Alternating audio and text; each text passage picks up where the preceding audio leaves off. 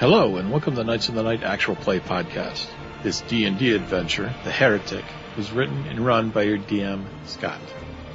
And now, please enjoy episode 472, titled, In Case We Need to Go Dark. Actual play begins immediately. My name is Scott. I'll be the DM of this 5e Dungeons & Dragons adventure, The Heretic. And with me tonight, starting on my right, is... I am Michael, playing Brother Byron, a human male acolyte utilizing the grave domain. I'm Tom. I'm playing Alder Rusha, a male human cleric of the life domain, and a member of the family that has long served the goddess Amira. Hi, I'm Mike, playing Marduk, a male half-orc fighter, recent graduate of the Academy, and new Fist of Amira.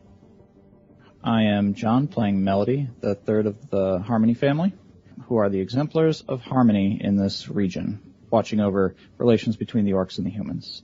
And I am a second-level mystic.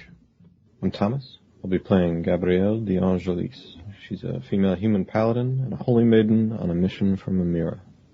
All right, as we get together for this week's episode, last week, in recap, you all went off to your celebration for your graduation at the Drunken Scholar and spent an evening there in revelry and excitement over your accomplishment. You had some visitors. Alder's family came and visited and had some words. I believe that Melody had a friend, a bard, who was actually working the tavern that night, who wanted to meet up with her and have a conversation. Marduk had a arm wrestling competition, who he soundly defeated the tavern champion, and I believe that even Brother Byron went for a walk and was able to give alms to the poor and see the campfires in the distance of all the refugees who have been rushing towards Temerity as Ascentia has been overrun by the lawgivers. After your night of celebration, you met with the interior minister of the Nil Corruptus, who is your guiding hand now of the Fists of Amira for this generation anyways. And you are going to be going on a mission to track down the burial site of a heretic of the faith named Rurik, who lived 250 years ago and who they believe has some powerful artifacts in his burial chamber, and want you to track those down and recover them to help with the war effort that's impending. You had a few questions, got some information, and that's where we left off last week. Starting up this week, I think Riven has left, the interior minister, and you're just wrapping up with Otik, who was a member of the Holy Scriveners, who was giving you more information on the orcs in that region, in particular Rurik the Heretic, or the one who's accused of being a heretic anyways. And that's where we left off. So we need to go visit the quartermaster and get issued our wagon and our supplies and our mounts. I'd like to know what the tomb might look like. I'm not familiar with the burial practices of the various orcish sub-faiths. I believe that the burial site would be relatively large, I would guess, because he was so well known and so popular with his people. But the information that's written in the archives here in Temerity aren't very secondhand. They're very much from, as I mentioned, they're very much written from a military standpoint here in Temerity. So I don't have a lot of information on the burial site itself. I would need to get to Candlekeep over in Vellum, but travel's a little bit difficult now with the war coming. So I can try to get more information on that, but I don't really have a lot of good information. Okay. Thanks for trying. Oh, sure. And you were all handed several envelopes by Riven, the interior minister, to be able to hand to the quartermaster. And then you have an envelope that's sealed and to be presented to whom it may concern at the South Gate Caravansary. So that's probably where your horses and wagon are as you think it through. At this point, it's about mid-afternoon. They indicated that time was of an essence, but leaving right before dusk might not be the best maneuver, or it might be you're really in a time crunch and you want to leave and travel during the evening hours. That's up to you guys if you want to spend another night in the city or not. I have no fear of the evening or the darkness, so I'm all for moving on, but I will defer to my fellows here as I look at each of them. My family knows that this is the thing that we're going to have to do in the future, is a lot of traveling. So I don't have a problem with leaving now. Anyone else have a problem with leaving now? No. Remove the dark in me. I made a promise to Grodor to peek through some books before we leave. But just to grab, he's not going to be ready for that, so. That's what the wagon's for. Need to know what tomes to bring. I can't bring the entire library. No, but you can look through the books while you're in there. And you can just stack them on top of Grodor since he's passed out from too much drinking yesterday. Yeah, my pack's ready to go. I'll just take time to go grab shit from the library. And then I'll be good. All right. Melody, what you had discussed with your friend Lorenzen the night previous has been taken care of. That did occur in the morning hours before you met up with your Fist associates and went to meet with the Interior Minister at the Academy. That's taken care of. So you work your way through the campus. So you make your way out of the High Preceptor's office and out of that particular building and work your way across the campus common area, which is a lot of trees, a lot of students milling about. It's late summer, so it's a beautiful day. There is a lot of activity on the grounds, and you make your way towards the library. And you're able to get there without too much difficulty. What are you looking for in particular? Well, it was mentioned that there wouldn't be anything specific about burial rites outside of Vellum, but I just kind of wanted to generalize it because I know I kind of fucked up Grodor, and we wanted to make sure we had the right knowledge before we set out, so doing my due diligence there. If we could leave it vague and determine later, I'd appreciate that. Sure, we can do that. As long as it's not too outrageous. We'll say that you know that the others are going to be spending maybe an hour or two with the quartermaster. So with the help of a librarian or two, you're able to track down a couple of tomes that you think might have some information. There is no tome called Rurik the Heretic that you can just grab and sure, take off the shelves. But there's a book on the history of heresy in the holy state of Amira and things along those lines. So, while I am familiar with some Orcish tribes, they are clannish. So yes, I'm going to try to find local survey of the various tribes and then maybe figure out who we would be bumping into there. Okay. And we'll say that takes, like I said, maybe an hour or two of your time, and you make it back to the quartermasters, and everyone is just finishing up equipping at that point. You could make any last-minute requests that you'd like to make, Melody, at that point. Switching over to everyone else, you made your way out of the Academy's Grand Hall, out of the High Preceptor's office in the Grand Hall. You end up finding your way back to a large marble and brick edifice that serves as the equipment storage and armory for the Academy. You work your way in there, find your way around, and eventually are able to get in contact with Grand Quartermaster Rurik Goldfinger. He is a mountain dwarf, and you've had many experiences with him over the last year as he's outfitted you for various training sessions. And he is an older mountain dwarf, and he has kind of a short temper. He's got orangish color hair, and it's thinning, so it doesn't quite cover all of his scalp. He's got a big, full orange beard streaked with gray, and he's relatively rotund, even for a dwarf. No matter where he's working, he always has food nearby. You find him behind a counter where a lot of the supplies are located, and he's munching on some type of food stuff and looks up and meets your gaze and says, "Oh, you guys again. What can I do for you?" Rurik, my friend, how are you? "Not as good as you. Congratulations." Well, thank you. I appreciate it. I did meet with my family yesterday, and my sister brought me this, and I give him a small wrapped up loaf of bread, but it is a flavored bread that is a heavy, dark wheat that is a favorite of Rurik's.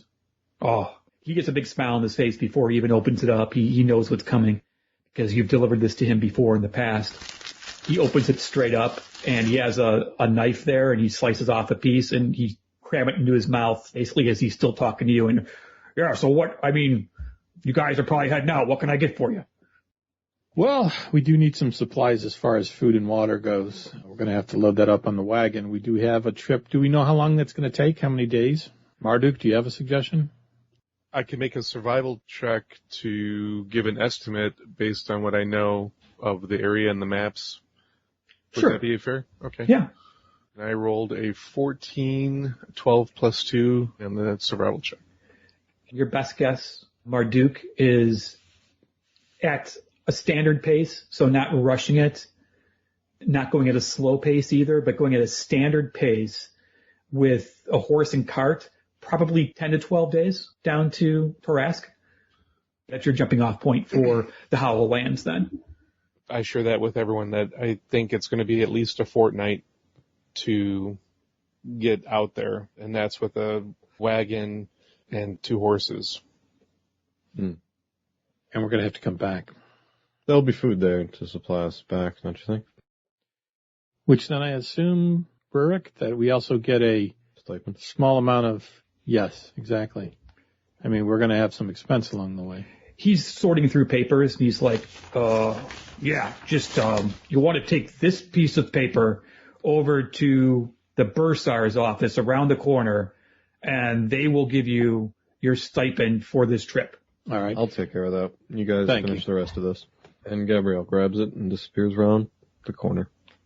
I explained to him that during the battle yesterday, noticed that this chainmail's a little too heavy. I think I'm going to go with something a little lighter. Leather.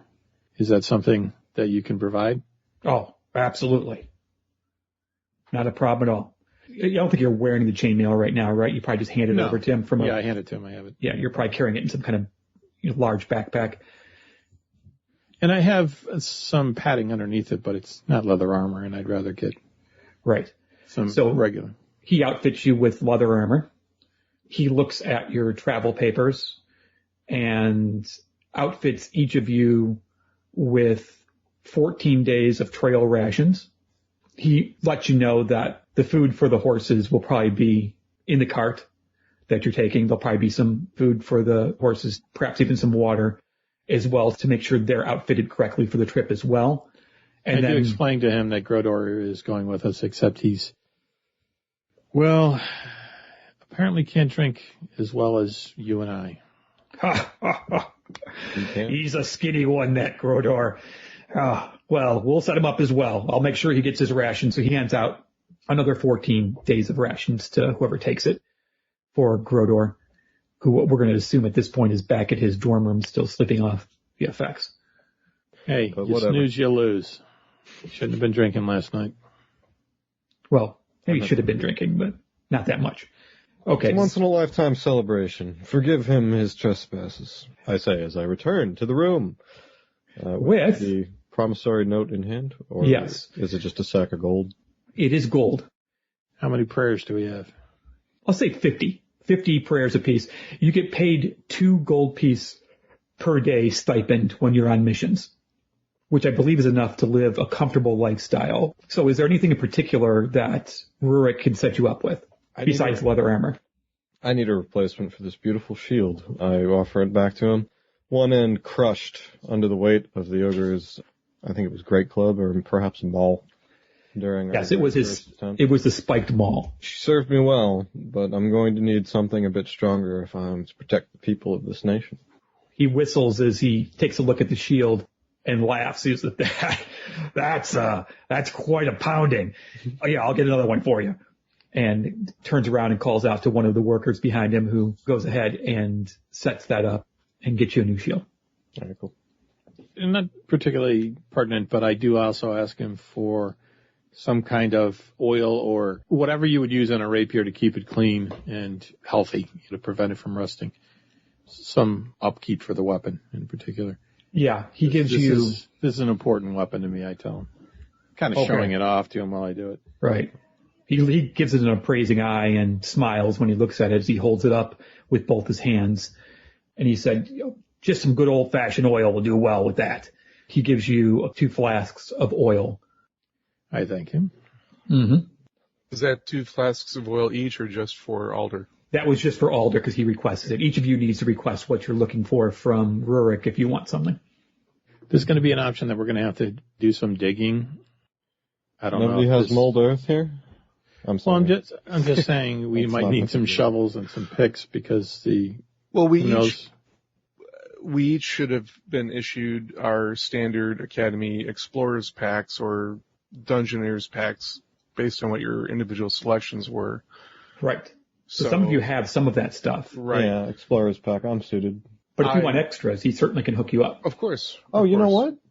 I forgot entirely. Unless I use the Fist of Amira's badge, which I think I will. I was going to say I need a focus item for my magic, but they just gave us my fancy badge, so I think I'll use that for a bit until I find something more personal. All right. And remember, just like I told Brother Byron last week, that you also have your soul shard, that piece of crystal as well. I'm going to stick with my armor's pretty solid. I've got no complaints, and my weapons are not I don't need to worry about that right now. However, I do have a light crossbow, and if we don't all have a couple ranged weapons, we should probably pick up a couple bows or extra crossbows and ammunition. Yeah, I have a light crossbow, and I was going to ask for bolts. Yeah, I was going to say just... Probably an extra light crossbow at least, in case something goes south. Okay. He sets you up with an extra light crossbow and an extra 20 bolts. Okay. Also a barrel of ale, because that's what warriors drink. Yes, that is part of the rations area that he has. He definitely has a cask of ale that he can definitely get for you. It'll travel better than water, that's for sure. I mean, if I don't ask, I won't receive. Do you have plate mail back there? I've taken quite a beating, and though I am proud of this chainmail's ability to stave off slashes, it didn't do much against the might of the ogre. Well, as you know, Gabrielle, you need to be measured and absolutely outfitted for the plate mail. I mean, I've got some standard plate mail that would not fit you very well, but if you want me to put in an order for you, I'm sure the Academy would absolutely go ahead and do so for a Fist of Amira. Absolutely. Well, put in that order. By the time I get back, if I haven't keeled over and given up my soul for the country, I would very much like its protection. He has someone come around the counter and get some measurements from you.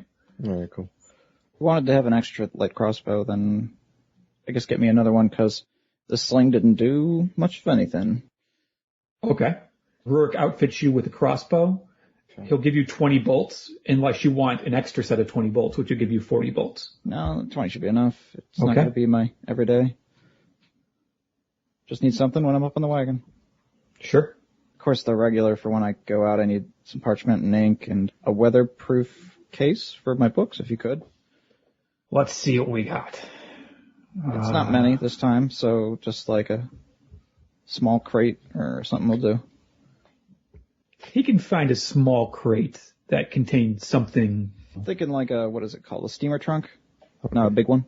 Right. He doesn't have a steamer trunk per se, but he has a crate that's wooden and relatively well made. It was used to ship daggers from a dwarven mine to the capital city. And so it's got a lock on it. He'll replace the lock and give you a new lock with a key that you can open it and operate it with. you can put some stuff in there and it's not waterproof in the sense of if you dropped it in a river, it would be fine. It won't be. Though. But if some rain gets in the back of the wagon, if you go across a riverbed and splash up some water into the back of the wagon, you should be fine. Okay, appreciate it. I think that should be good for me. I have my usual walking stick, and I left my dragon chest set here for safekeeping. I'd like to take it out. It's gonna be a long trip. He has someone go back into the storage area and get you have like a little slip of paper that has a requisition number on it, and then it leads to a cubicle back in the way back area of the armory, and they eventually, after about 5 or 10 minutes, are able to get that for you. Like a lockbox out of a bank? I think I also kind of pulled like my signet ring and pedigree out of there. Okay. And put them right into the weatherproof box. Thanks. Does anyone need anything else? If no one has any objections, I will go see to the animals, get them kitted out, and I will meet you all at the wagon when we're ready to roll out. I think the wagon and the horses are at the same place, so we could just carry the supplies there. Am I wrong? You're not wrong. The horses and the wagon are located at the caravanserai. That's your next stop. If you're planning on leaving tonight, someone's going to have to go get Grodor, drag his hungover body to the caravanserai in order to have all of you together to leave. I'll help gather them up. Okay. Mel, you too? Yeah, well, I got them there, right? You sure did. No fair. Me and Mel peel off while the rest of you guys go off to the caravanserai to get that prepared, and we'll gather up Grodor from our dorms. I should be able to carry most anything that we've collected, and I'll head into the... The ladies drop their packs off of Marduk, please, in the cart. I'll go get Grodor. Probably have to pick him up. Curious display of chivalry, but okay. I need my hands free to pick up the large drunken hobgoblin. He's actually frail, skinny hobgoblin. I'm sorry. But yes, he's the still tiny gangly hobgoblin who won't be cooperating whatsoever. I understand. But she does bow. Thank you. You're a proper gentleman. Okay, so you guys go back to you guys being Melody and Gabrielle, go back to the dorms and gather up a now somewhat awoken Grodor, and he's kind of able to make it. He's able to walk pretty much on his own with the occasional hand on your shoulder and misstep here or there and stumble. But overall, he's doing okay. Better than he was earlier in the morning. And the rest of you head out of the Marble District and you head down Monastery Hill to the South Market District. The South Market District, it's kind of a district that is a hardworking middle class. There's a lot of guilds and businesses. And as you get closer and closer to the south gate of the city and the South Market Caravanserai, the businesses start to be focused on overland trade. Carpenters and wheelwrights, wagon makers, tanners, leather workers, those types of different industries. And eventually it opens up into South Market itself, which is a huge open area where there's a bunch of stalls, just hundreds of stalls set up with anything you can imagine being sold. And off to one side of the South Market is the South Market Caravanserai. And the place is just absolutely huge. You literally pull your caravans into this place when you come into the city, and there's multitudes of caravans in this location at one time. So you're talking 6, 7, 8 caravans that are parked here being loaded and unloaded, and animals being taken care of, and things being bought and sold, and it's just it's a zoo is what it is. It's just an incredibly busy location. Eventually you find someone to give you a hand, a young, what looks to be stable boyish type of person by the name of Deegan. And Deegan asks for your requisition form. You have that. He then leads you to a smaller stable off to the side that has 2 horses hitched up to a covered cart or a covered wagon, and tells you that these are yours. He has to get your traveling papers together really quick, so he has to go to the main office building. So he bags himself away for a little bit and leaves, and is gone for about 15 minutes or so. And at this point, you could start loading up the cart if you wanted to, and introducing yourselves to the horses, things along those lines. One of the horses is like a gray and white or a silver and white horse. It looks young. It's a draft horse. It looks pretty young. And the other one looks a little bit older, and it is a brown horse with black coloring around its hooves, but the rest of the horse is brown. Cool. If nothing else is being done, Deegan returns in 15 minutes with another envelope for you, and he hands it to you, and he says, when you get to Tarask, you'll hand this to the caravansary there, and it'll be your next set of papers then to go into your next destination. Okay. Does anyone have anything they want to do in regards to the horses, the wagon? At this point, it's probably 5 or 6 p.m. It's getting later in the day, and it's getting towards dusk, which happens right around 7 o'clock at this time. I will look over the requisitioned items, just checking the general fitness of the wagon, the tackle and gear of the horses, and basically preparing for starting our journey. Right. Gabrielle's hanging out with the horses, getting to know them, asking the guy, what are their Deacon. names? Deacon. What do we call them? I was going to let you guys name the horses because I wanted you to have a little bit of investment in them because you're going to be with them for the next 14 days. I agree with that, but I had to make sure. You can't just name a thing with a name. Right.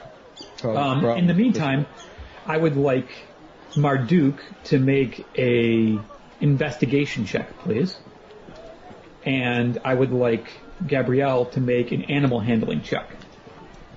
My wisdom is junk. Marduk's investigation is a 19 plus 2, so that's a 21.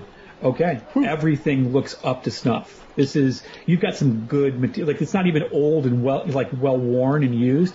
You've got some newer stuff here that you're dealing with. The wagon itself is relatively new. The tackle and gear with the horses is new. The wagon itself, the cover, looks lightly used, like it hasn't been through a lot of storms or a lot of damage, taken any damage at all. It looks like it's really in good shape. Good. As for Gabriella, it kind of looks like she's never actually hung out with a horse before. The horses are a little bit nervous around you. Total of 6, which is not a whole lot. The horses are nervous?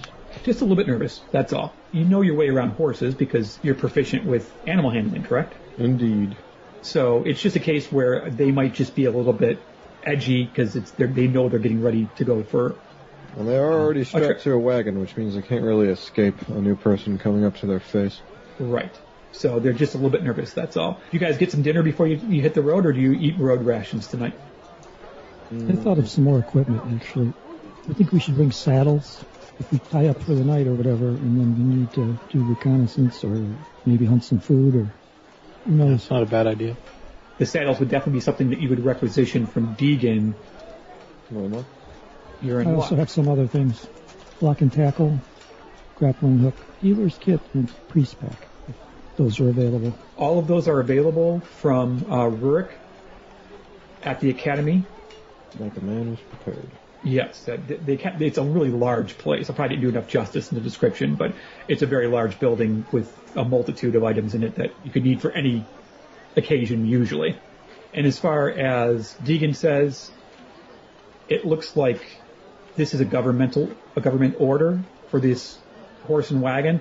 So he's going to go ahead and authorize the 2 saddles, even though it's not part of the original requisition, and just bill back the government. That works for me. Yeah, it was even done back then. Okay. We had like a 30-minute period while he was getting all of the junk together. Somebody could probably step away and look for food while I was caring for the horses and Marduk was inspecting. You have no shortage of choices in the South Market District, especially so close to the market itself. There's taverns and restaurants that are close by. There are food stalls that are still open that you can grab your food at a food stall. You have got the trail rations to choose from as well. So whatever you guys decide you want to do as far as dinner goes can be handled without too much difficulty. I'm going to call out to Alder just because if you hand someone a job, it's more likely to get done. I know you know a lot of the local haunts. Why don't you find us some food before we get going? We can have something absolutely. nice And I think what might be good is to get our stomachs prepared for the area we're going. So something along the... Some orcish cuisine. Exactly. Oh, fuck. Rask is actually a hobgoblin city, but you're also going to the Orcish autonomous region. So either one of those would be good choices. Gabrielle still covers her mouth with her hands in embarrassment because we're supposed to be being secretive about where we're going, and this is the second time. Also, for what it's worth, I can do a little simple forage, provide some variety, or extend our rations. So We get to return the rations at the end of the adventure. They have to pay us back. Which is absolutely what I thought would be a good idea, Marduk. But, however, we might as well have one rich, delicious meal before we leave as opposed to rations. Not saying that your food that you find and can cook is probably going to be better than the rations we have as well. But I'll be back in a little bit with some food for all of us. Right. I'm assuming it'd be about a gold to get enough for all of us, or maybe 2, I don't know. But I do want to get a mixture of both orcish and hobgoblin food so we can try them all for those of us who haven't traveled. That's fine. A meal fit for comfort, which sounds like what you're looking for here, not a wealthy meal, but a comfortable meal, is 5 silver pieces. So between the 6 of you, if Grodor can force some of it down at this point, which I think he can, you're talking 3 gold pieces for... Again, this is such a diverse area because these are where caravans are coming into the city. So your choices are much more expansive than it would be in the Marble District, where you're not going to have too many hobgoblin or orcish type cuisines or half-orc type cuisines. So you definitely could find a place that caters to that type of food, which tonight is going to be kebabs in a dark, peppery sauce and some root vegetables and a thick plum pudding for dessert. You head back, and do you guys just sit in the back of the wagon at this point before you take off and have one last meal, or do you eat it as you head out? Gotta do it as you head out. You know, yeah, look at the city all heroically as you enjoy the meal. Well, there's 2 people who can sit on the bench at the front of the cart and steer the horses. I mean, it could be one person doing it, but there's room for 2 people. And then the rest of you could be in the back. So you can't all eat together unless you do it beforehand. These animals seem to get along well with me, so perhaps I'll start by guiding them, riding out of town. Okay. I rolled an animal handler of 13. Yes.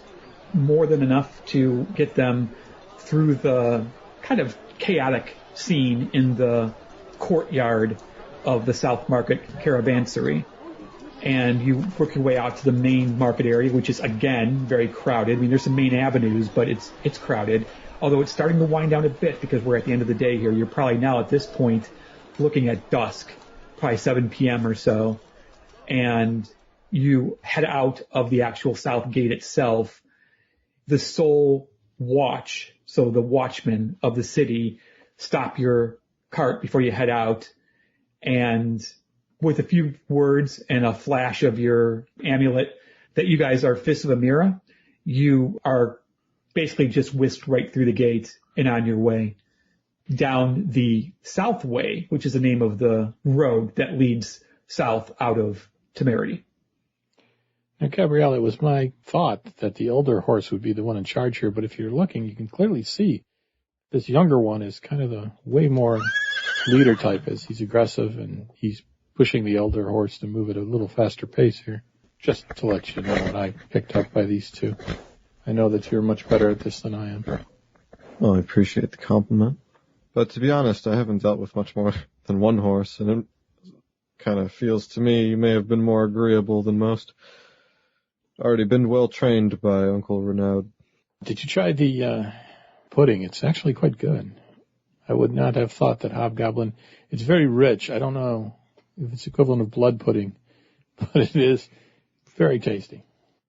No, I haven't yet. And dips into the dessert. Got that human goodness. Yeah, what flavor is this dessert? I did not fully understand that. It was thick plum pudding. It's got a deep, dark red and very thick. I'm going to say her face very obviously twists into one of distaste. Don't know what I thought. I don't like plums all that much, and pushes it across the bench back to you. Some fruits. Yeah, She I agree. shrugs. Completely understandable. And Yeah. for the others, for Mel and Brother Byron and Marduk, you are all in the back of the wagon with pretty good space. There's a couple of containers that have oats and hay for the horses and a big cask of water for them as well in case you can't find it while you're traveling. Groaning Grodor. And Grodor, who is actually he's coming out of it. It's been almost a full 24 hours at this point, so he's got some hobgoblin food. Mm-hmm. So I mean, this is like home. So he starts digging into it and enjoying the meal, and starts talking about your travel and heading down to Tarask, and he starts telling you a little bit about his background and how he comes from a town, a small village actually, that's not too far from Tarask, maybe a couple days travel, and he's been there quite a few times himself. And so he starts off the conversation. You guys all have a conversation around your dinner. I'm sure Marduk would have arranged the supplies in a way that they're like on the outside, forming a circle in the middle where you can all face each other and use them as seats, the hay and the... It would be efficient and defensible. Exactly. We're headed south on the main road is Temerity, right? Correct. You're heading Southeast south. road, not the southwest? Correct. All right. So we're passing by the Revenant Weald. How do you correctly pronounce that? It's reverent is the word, and Weald is correct. It is a huge, and I mean huge, forest that is reputed to spring up when Amira first came to the sphere, the lands, when the rune lords were running rampant over the sphere and causing all sorts of evil. She came to see what had happened to her creation, and where she came down or came into existence was in the Reverent Weald. And she wept, and as she wept, trees sprung up from those tears, and that is the legend of the Reverent Weald. But as you head south out of the city gates, there's a small outer district called Cluster that clings to Temerity's walls, lying in its shadow. We're passing through that first. Yeah, Cluster is a riot of wooden buildings that harbor all types of trade. The Cluster market often has good deals, as the vendors don't have to pay the gate tax to operate within the city proper. But there are much fewer sole watchmen to dissuade thieves or other ne'er-do-wells who might operate in it. So the Cluster's this cool outer district that's kind of really edgy and has great prices, but a lot more thieves and a lot more fist fights, and there's just not the degree of law and order that you have in the city proper. Well, Soul Guard presence. Right. Soul Watch in the city, really. Soul Guard outside. All right. Cluster eventually gives way, and you're seeing this more at night now, so you're seeing it in the moonlight, to the southern farms. And the activity is starting to wind down now in the southern farms as you see different... Trains of lanterns heading back to homesteads? Yeah, exactly. Things along those lines. The workers had worked in the fields for the day and gathered up things, and now the lanterns are heading back towards the different homesteads on the farms. And the day's work is coming to a close. And then on your right, to the west, is the Reverent Weald. And that comes up after a couple hours of travel. It starts to become much more evident.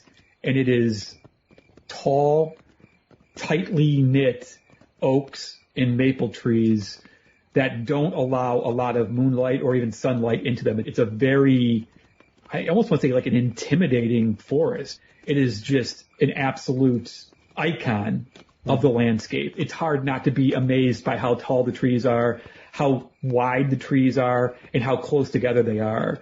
And you know that within its depths are the wood elves who have been the keepers of this Weald since Amira made the forest. So they're the watchers of the forest, and you don't see them unless they want to be seen. But they are the ones who pretty much guard the forest from any type of harm.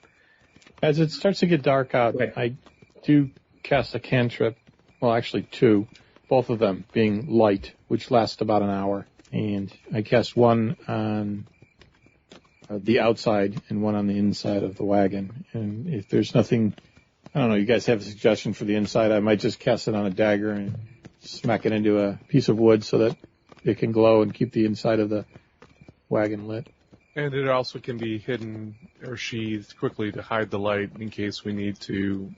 Yeah, go dark. Also, for what it's worth, I see very well in the dark.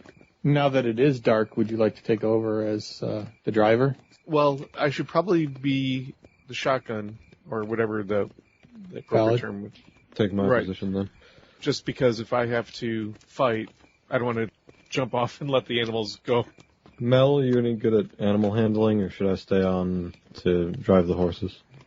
She looks up from her book. She's reading by the glow of a soul shard. She's kind of like got it out of its. There's like a cover for it to sneak if she needs to, but right now it's providing light. And says, I read a bit. I could try. Just like, I have a floating proficiency, and right now I picked animal handling because I knew we had to drive. Okay. I've got animal handling too, if it helps out, so I can back you up to a point, but I'd like to be free to go fight in case I have to protect. Right, and just so you guys are aware, I'm sure you probably are, but it's not a case of either or with driving the cart or being in the back of the cart. You can also stretch your legs and walk alongside the cart. It's moving at a normal clip of about 3 miles per hour. It's hard to walk and read. It is hard to walk and read, though, yes, very much so. It's not easy. But you have a beautiful, almost full moon, and the moon is called the Maiden, and the Maiden has 2 sisters, 2 smaller moons that orbit it. The Maiden herself is almost full on this evening, so you've got a relatively bright night overall, but the light spells certainly help in the back of the wagon and certainly brightens up the outside of the wagon as well. Is that also on a dagger on the outside of the wagon, or is it on a part of the wagon? How are you doing that?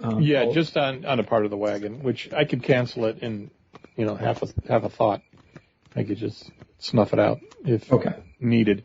And Mel, if you're going to take over, I will step off the wagon and walk alongside, probably on the side where Marduk is, and we'll chat a bit while I walk next to you. Okay. You're not moving all that fast. That's fair. I need to stretch my legs. Right. So, is there any way that I can give Mel a suggestion on how to, so like she'll have an advantage when she rolls? Oh, absolutely. About the horses. It's just a helping action. Yeah, it's just a helping action. When she slides up to take over, you go ahead and give her some basic animal handling tips as far as driving the horses. I don't even have. Right. I'm not skilled in it. I just. Okay. So go ahead and make a roll, Mel, for your animal handling with advantage. 15 plus 4 is 19. Okay. Well, great. You take over without any problem whatsoever. The horses are absolutely... Actually more comfortable with you than me. Yeah. I want to make something a little clear, is that when Melody was done reading the book, she popped it into the waterproof case, locked it up, has the key. Very good. And we'll assume in the future that that's always her standard practice moving forward, is that when she's done with the book, it gets placed inside the locked cask and is put away for the night, or the time that she's not reading any longer. And so I'm going to say that because they're specifically out chatting and kind of looking around, I'll have Alder and Marduk make a perception check. What I was talking to Marduk about, just to make it clear to Marduk, that I think our last battle was very effective, and us being on opposite sides, and I think I can actually use that as an advantage in the future, as well as yourself. I think it was a good move, and I think it's something we should work on. We should practice it. We were a good team, yeah. I agree. I rolled perception 15 plus 2 for a total. Right, but you have advantage because you have... I'm giving you advantage because you have dark vision, excuse me. And I have a 12, so it's the 17 stands. And I rolled a 16 as well in perception. If there's something to notice, I immediately shut up. You both do detect movement. The Reverend Wield is probably anywhere from 100 to 200 feet off the south way. And in the moonlight, you both see movement coming out of the forest.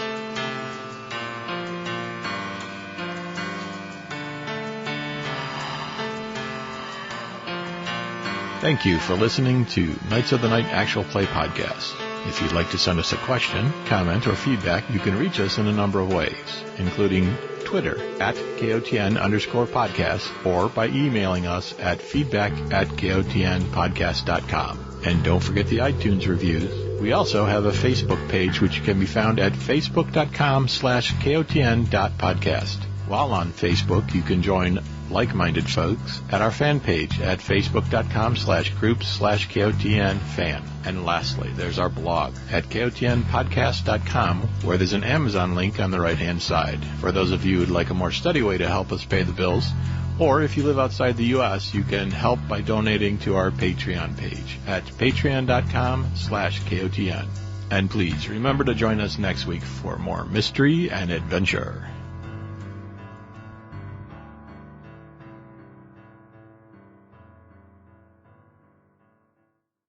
In the D&D book, it has like how many gold you have to pay per day or silver to live a certain way. And the comfortable lifestyle is 2 gold pieces per day. Modest is 1 gold piece a day, which is probably what most of you were doing at the academy, was living a modest lifestyle. Well, not all of us. Right, not all of you. So, and you get them in to-go containers, which I'm not sure what those look like back in ancient times, but there's some kind of container that you can take it to go with you. Other titles available for voting on the Facebook fan page were My Wisdom is Junk, A Curious Display of Chivalry, Soul Watch in the City, Soul Guard outside, Blood Pudding, At Least a Fortnight, or Caravansary.